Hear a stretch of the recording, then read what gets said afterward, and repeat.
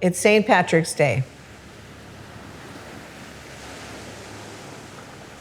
And we were hearing about this, was like a tsunami wave of illness that was starting to lock things down.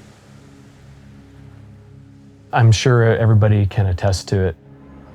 At first it was like, what is even going on? It was disorienting for sure as a creative person, just having the calendar cleared with no idea when things were going to pick up again. At first we were only supposed to be home for 2 weeks, and then we're supposed to come back and it would have been okay. But obviously that's not how it played out, and everyone's home for months.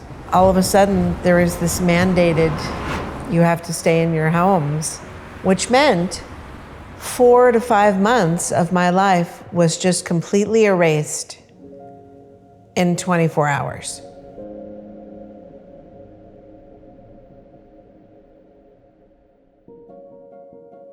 It probably took me about a month to fully realize that this was gonna not be something that we were gonna quickly recover from, and that I had to figure out other ways to be creative and to make films. A lot of performers really quickly jumped into the live stream thing. I didn't feel comfortable with that, and I couldn't quite figure out why, and so I did a lot of practicing non-judgmental self-acceptance. There's also a part of being creative that's much more connected to what's going on inside.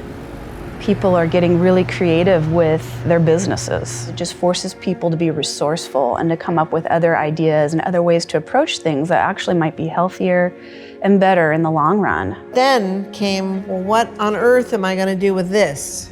So I was starting to get real creative with being able to play just by myself and still have it be entertaining. So I decided that I was going to start a series called Tiny Balcony Sessions. During quarantine, obviously we couldn't make the normal short films that we wanted to make. And so we started working on this animated TV pilot. Something in filmmaking that I always felt was really powerful is limitations. And you sort of have to be creative and work around it. I think given like all the resources we would have outside of quarantine, we would have been a little more picky and we wouldn't have gotten so far. I think that the shutdown has definitely pushed us in general more to a virtual reality.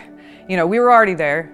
There's all the tech is there. We were using it, but now it's like we are using it like in such a more prominent way. Like, okay, so with radio, typically I'm gonna interview a band. They come into the studio. We have our show in a little 10 by 10 box or whatever, and everyone goes about their day. We can't do that. I think it goes back to that quote, the absence of limitation is the enemy of art. It's completely possible to still be creative in this time. It's totally possible to be putting out positive pieces of art out there that can really, hopefully, change somebody's life, even if just in just a little way, you know? I would say have faith in your internal process that may not align with the plans that you had. Whatever you believe about universal energy and God and all these things, the fact is that the events of the world have conspired to stop a lot of your plans. I would say absolutely do not give up hope. If you don't have it in you to figure out something on your own, somebody else will. And you will get invited in some way, shape, or form to be part of it. Because this isn't going to stay like this forever. And wouldn't it be nice to come out on the other side stronger? The best thing to do is just to keep creating. I think it's a good idea for people to do something that they intend to never show to anyone. You're going to feel better. You're going to start feeling like you're getting it out.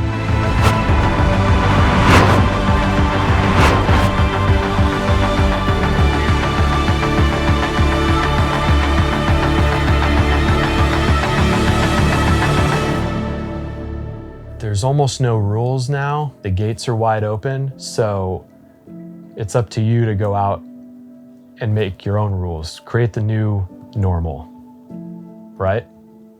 So that's the takeaway.